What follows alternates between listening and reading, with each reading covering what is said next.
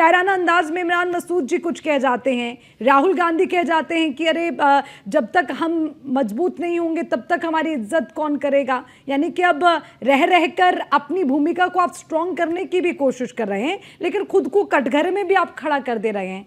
चलेगी दोस्ती, गठबंधन रहेगा या फिर राह अलग करने के इरादे हैं? अर्चना जी, आपके दर्शकों को नमस्कार। देखिए, अभी बहुत ही प्रीमेच्योर है कि गठबंधन का स्वरूप कैसा होगा। चुनाव के समय हमारी तैयारी को लेकर हम संजीदा हैं और उसी क्रम में हम अपने संगठन को मजबूत करने का प्रयास कर रहे हैं। और ये घटनाक्रम, ये एक्सरसाइज सिर्फ यूपी तक ही लिमिटेड नहीं है, पूरे देश में ये कवायद चल रही है। सारे के सारे जिलाध्यक्षों के साथ मीटिंग करी जा रही है। पूरा जो संगठन है उसको एक नया रूप देने की कोशिश करी जा रही है। यंग और जो अनुभवी लोग हैं उनका एक बढ़िया जो मिक्सचर तैयार करने की कोशिश करी जा रही है। और उम्मीद है कि आगे आने वाले विधानसभा चुनाव में जिस तरीके से हमने लोकसभा में बीजेपी का जो विजय रथ था वो रोक दिया था, बड़ी बड़ी बातें हो रही थी कि 400 पार, उसका जो सबसे बड़ा ब्रेक लगा था यूपी में ही लगा था।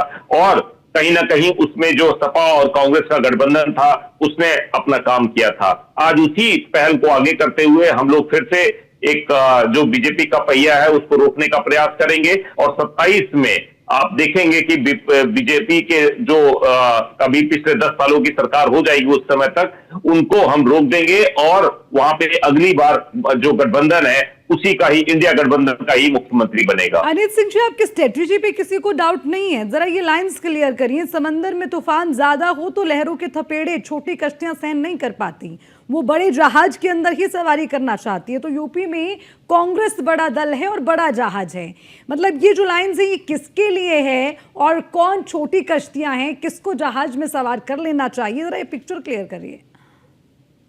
अर्चना जी, ये इंटरप्रिटेशन का फर्क है। जो शब्दावली का इस्तेमाल किया गया है वो किसी पर्टिकुलर स्टेट के लिए उन्होंने नहीं कहा था। उन्होंने, अभी आपने फिर से उसको रिवाइंड करके आप देखेंगे, वो एक बीजेपी को अगर कोई रोकने का में सक्षम है तो वो सिर्फ और सिर्फ कांग्रेस पार्टी है। हम देश की बात करें, जितने भी मुद्दे, चाहे वो महंगाई के मुद्दे हो, चाहे हमारा जो चाइना के साथ कॉन्फ्लिक्ट चल रहा हो, या जिस तरीके से देश के 140 करोड़ रुपए के लोगों के जो रिसोर्सेज हैं उसको किस तरीके से चंद अपने मित्रों पे लुटाए जा रहे हैं, सारे के सारे जो मैटर है सबको एक्सपोज करने का काम कांग्रेस ने किया है। और आज के ही दिन आप देखिए कि पटना में किस तरीके से, बेगूसराय और पटना में कांग्रेस की जो मेथोडोलॉजी है कि हम लोकल इश्यूज को ऊपर लेने की बात कर रहे हैं, युवकों के अंदर जो असंतोष है उसको आगे करने की बात करें, किस तरीके से बेरोजगारी दर लगातार बढ़ती जा रही है। और पिछले 3, 4, 5 क्वार्टर में अगर आप देखें तो लगातार, चाहे वो हरियाणा हो, चाहे बीजेपी रूल, सारे के सारे स्टेट्स में जो महंगाई दर है वो लगातार बढ़ती जा रही है, बेरोजगारी दर बढ़ती जा रही है,